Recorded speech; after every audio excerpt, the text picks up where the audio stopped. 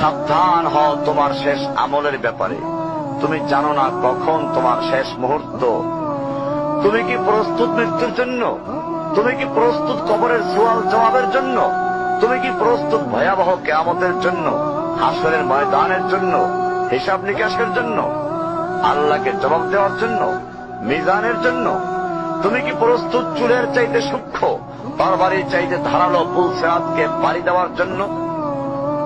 ভয়ঙ্কর তুমি জাহান্নামের ভয়ঙ্কর আযাব থেকে আত্মরক্ষার জন্য কাজ করছো তো? যার ইন্ধন মানুষ এবং পাথর, যারা আগুন ভয়ঙ্কর উত্তাপ সম্পন্ন কালো বর্ণের, যা হৃদয় পর্যন্ত জ্বালিয়ে দেবে, এমন উত্তপ্ত পানি যা নাড়ি ভুঁড়িকে বের করে দিবে। রয়েছে খাবারের হিসাবে জাক্কুম ও গলিত পুঁজ।